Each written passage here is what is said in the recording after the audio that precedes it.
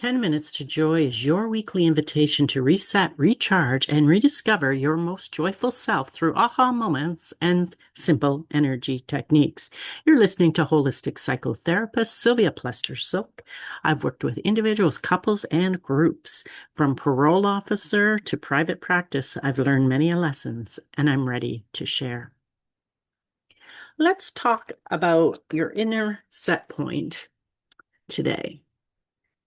I'm thinking comfort zones here. We've all heard the term comfort zone.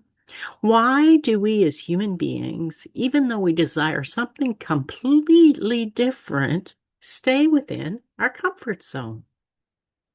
I mean, we could get real judgmental about it and say it's you're lazy and so on. But what if there's some brain science and trauma awareness that can actually help us to look at set points in a more loving and compassionate way that may actually help you to shift your set point, expand your comfort zone much more comfortably and with less struggle.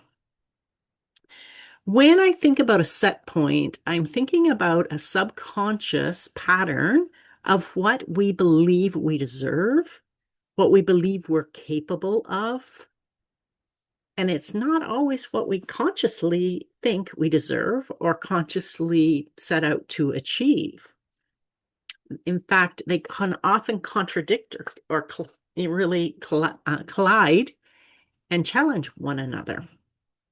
So we all have this set point, that place where we say, it's okay for me to be this far successful, to achieve this much, but not go out of that. Why do we do this? Well, one, we're human. Two, there's a couple of things. Our behaviors are comfortable. The things that we've always done, even when they're uncomfortable, are comfortable. We know them. We know how to cope with them. And they've just become our way of going and being. So once we try and step out, we move into fear. And when we move into fear, our body has a stress reaction. So it restricts fear, restricts blood flow to the brain. And when we're trying to learn new behaviors or act in new ways, we require even more blood flow to the brain multiple times. So that's one of the challenges. Another challenge is called Hebb's Law. And you know me, I'm a social scientist, but I'm not a scientist at all, really. But Hebb's laws was a discovery that in our brains, the neural pathways that govern our behavior like to go in the old ways. It's like the old highway that's used the most. It's the shortcut. It's the easiest route to town. So every time we try a new behavior, we might click back into the rut of the old drive and drive back into town the shortcut without we even being aware that we're doing it. So again, the fear depletes the brain and your brain actually requires 4 times more oxygen to get the white matter to change its behavior.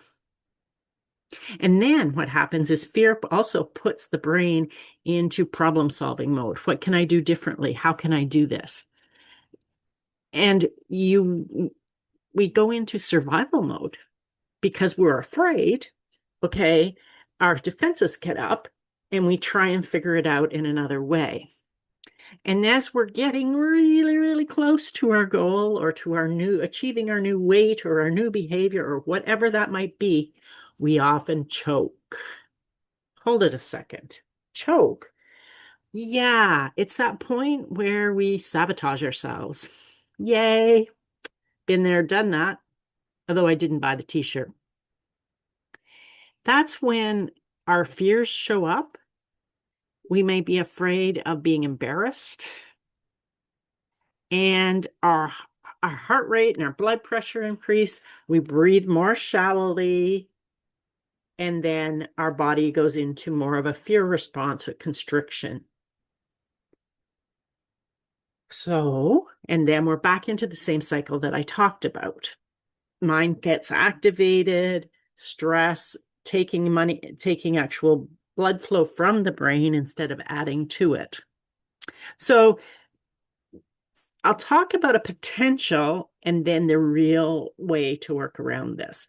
One of the ways is to help your body relax when you're trying a new behavior, which seems a little counterproductive and really hard work.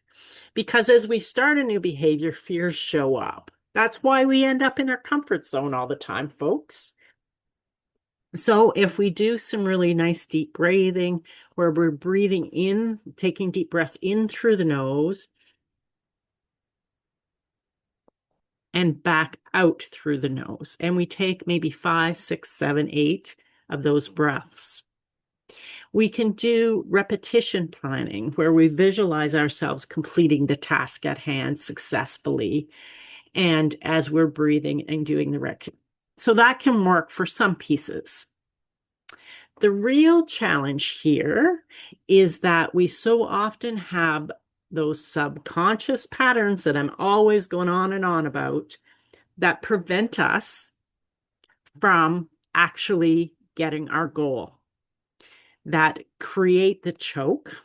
You know, when you're just about to do it and you get sick, or you're just about to do it and some other problem erupts. It can be an equalizing system in terms of what you're putting out without realizing it, causes you to choke and remain in that comfort zone.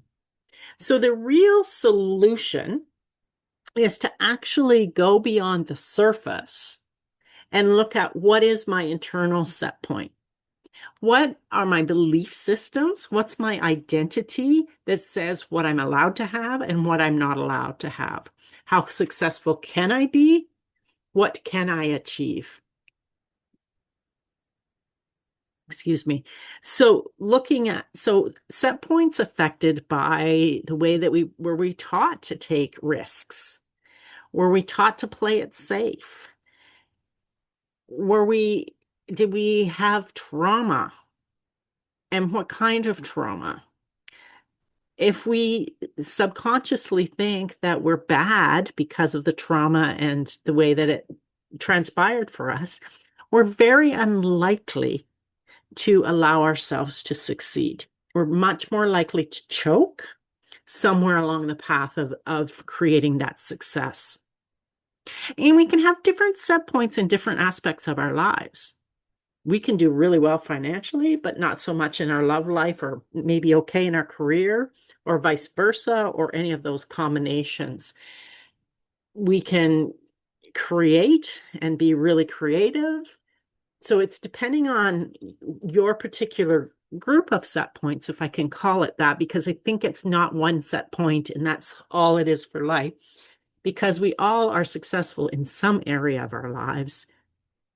And it's like, okay, so let's take that set point and shift it into the others. But first, we often need to look at those subconscious beliefs that are holding us back, and then have somebody that knows a process to shift those beliefs. There's a lot of coaching about change your mind, change your mindset. And it's about, having positive thinking and doing that. And that can only work in my belief system a certain amount, unless again, that has been a successful mindset for you. And that's what you did as a kid, is you thought things through and you found it out and you did it. Then perhaps you can. Most often, we're looking at a hidden set point and learning how to get into that set point and actually look at and work through and do some resolution work with the dynamics of that set point, so then it can shift and change. And then you can get into the flow of creating whatever it is that you're wanting in the different areas of your life. So it's not something that can be done in talk therapy so much, but there's many, many different processes that may get at this with a good practitioner. certainly a lot of work I do works on set point and acceptance of seeing yourself in a stronger way. Not that you're weak, but stronger isn't a good word, but allowing yourself to move into your growth zone out of your comfort zone or expanding your comfort zone because every time you step out of it, it actually expands and you got to just keep expanding it. So anytime you're trying something new, just start to notice what happens, like what things come up, what's your choke. And a choke might be very different in different ways of being, right? You may have a different choke in relationships where something happens and you pull out every time. Or something happens and you pull back into a relationship that wasn't healthy for you. You might have a different set point in your career, in your relationships, in friendships, etc., etc., etc.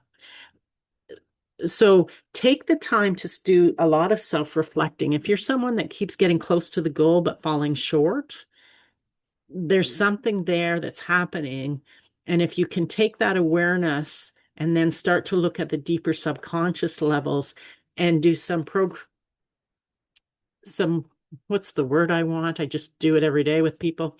Processing to shift that. So compassion key is a really effective tool for that. Some of the intuitive work that I do also helps. And certainly the combination of them works beautifully in this work, in getting through that set point. So just to round up for the day, set points are there and they're more than just a conscious, got to think through it. It has to do with brain chemistry and the neural pathways. It has to do with getting more oxygen into the brain. So deep breathe. If you can't get through it, listen and hear and notice what's happening emotionally, physically, what your thoughts are saying, and what kind of behaviors coming up or experience that's coming up that's preventing you from reaching your true potential. That's all for today. Remember, your emotional freedom isn't found controlling everything around you, but in releasing what no longer serves you. Each breath is an invitation to let go and embrace your most authentic self. Have a fabulous week, folks.